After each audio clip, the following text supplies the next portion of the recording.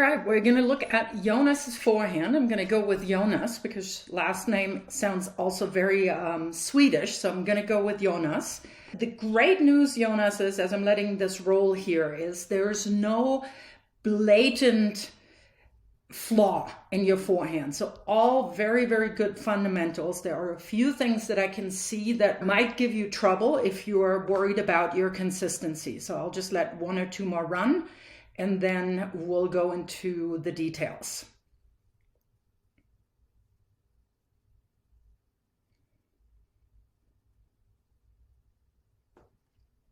All right, so let's look at the details here. Grip is good.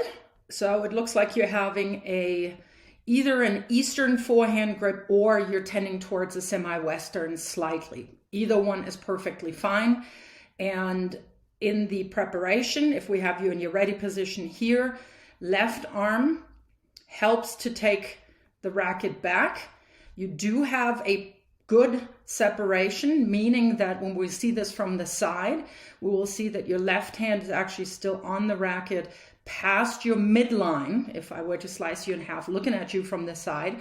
So that does give you a good left turn shoulder. And of course, we see that as a result, the right shoulder comes around and the right hip comes around.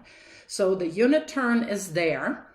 Now, the thing that I'm seeing is you tend to favor a fairly low contact point. So ideally, we want to have every ball between hip and shoulder. Now, it's very easy, of course, when you have a ball machine to have your absolute favorite contact point. You tend to have it fairly low. Now, that doesn't necessarily pose a problem because you are having a really good take back here with the racket head above your hand. The hand here on the take back is between hip and shoulder, and you are doing a good job getting under the ball and then brushing up to contact point. That's no problem when you're just hitting with the ball machine. You're also having a really good lock-in position here, meaning butt cap points to the ball. So that is the end of your preparation. And then the racket head comes under the wrist right here. That is good. And then you're coming up and through the ball. That's good extension. Follow through is good.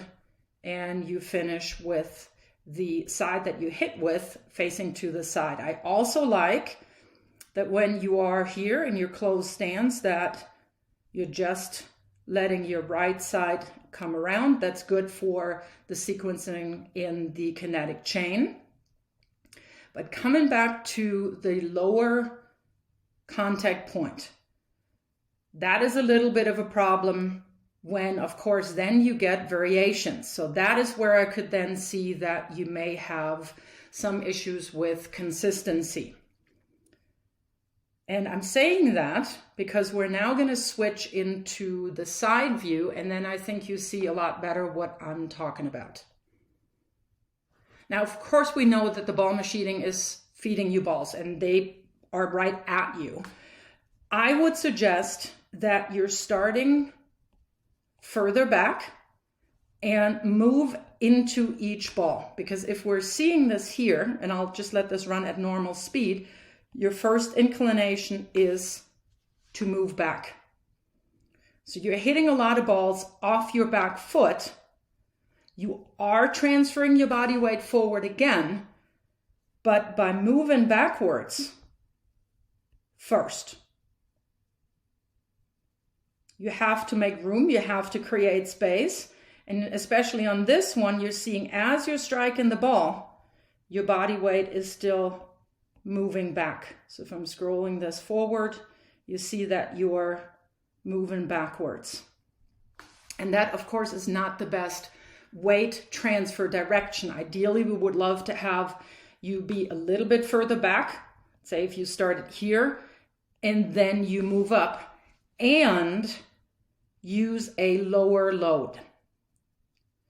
Because it looks like you're a pretty tall dude and you're not really wanting to go down to the ball because you prefer a lower contact point. But that means a lot of times that you have to really back up and then let the ball come to you. And on this one here, again, your body weight is moving back and you're getting jammed. So you see that here, your racket face is open and that ball probably goes up. You might still make them, but you certainly cannot use your good technique, your solid fundamentals to get the best forehand that you can possibly hit.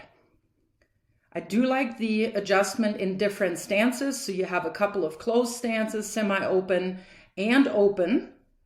This here is a semi-open. And on this one here, I think we can see that you are loading, but to my mind, you could drop a lot lower and really, really use the ground to push into the ground to give you more energy to transfer back into the ball to when you want to flatten it out. It gives you more pop, or it gives you more rotation on the ball. If you're coming up to the ball here, you're brushing through as you do. And I'm going to put you next to a guy who I think has a phenomenal forehand, and then I think we see that distinction a little clearer and also what you can work on. So when you use this as the shot to compare you to Casper Ruud, and of course when you are on the ball machine, you are a little closer positioned to the baseline.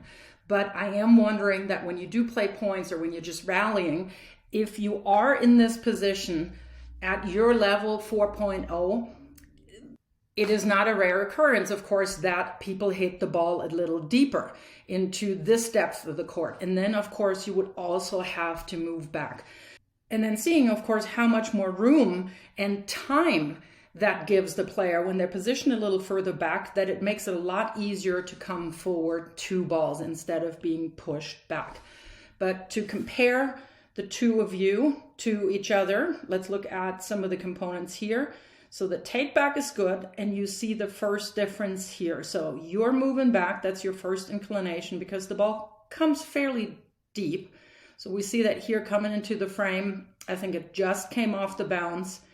It's a semi-open stance, and here is the biggest difference. So your body weight is moving backwards.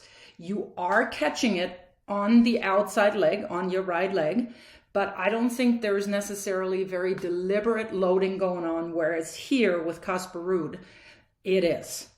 So the next stage here is racket drop. Both of you are good on that one.